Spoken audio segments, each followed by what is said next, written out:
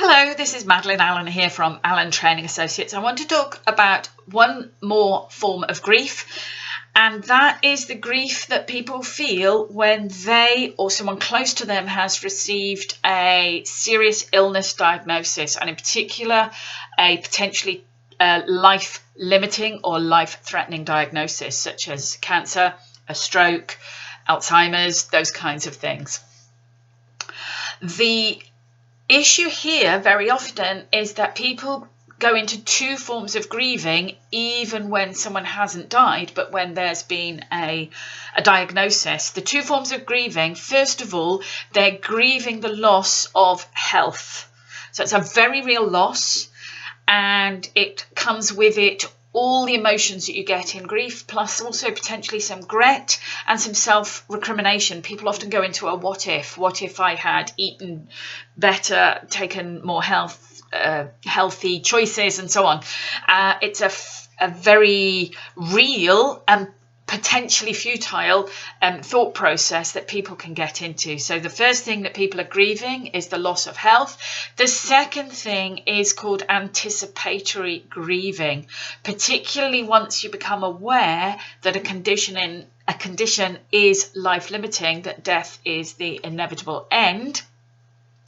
Then people can go into anticipatory grieving. They start to grieve, and particularly where the illness is progressed to an extent where that individual is perhaps no longer recognizable as the person they once were.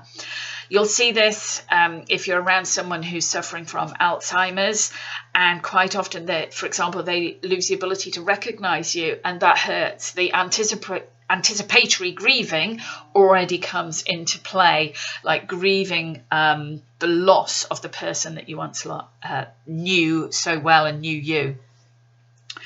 So it's a really important area, and one that compassionate managers, in fact all managers who care about their bottom line or care about their staff, or better still care about both, it's one that you should be aware of, because again, these kind of diagnoses are sadly an everyday occurrence. You will find that in your workplace there are people who are either being diagnosed themselves, or a loved one, someone close to them, is being diagnosed, and that they'll be going through these feelings.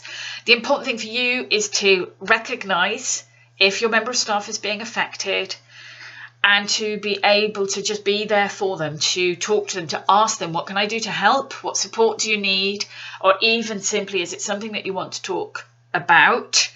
And by showing that compassion, you will be helping that member of staff to give of their best when they can, but also to be fully present for their loved one when they need to. And being able to take away their sense of guilt, for example, that's very high in this kind of grieving. People feel guilty, for example, if they have to take time off and so on.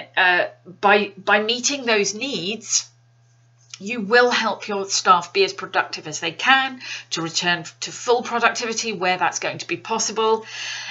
You will increase your engagement, loyalty of that member of staff, and actually of everybody else around them when you're seen to do the right thing. So compassion really does pay. These are soft skills, but they have hard bottom line benefits. I know that's something I care about. I'm sure you do as well. As a manager of an organisation, that really matters. My name's Madeline Allen from Allen Training Associates. Goodbye.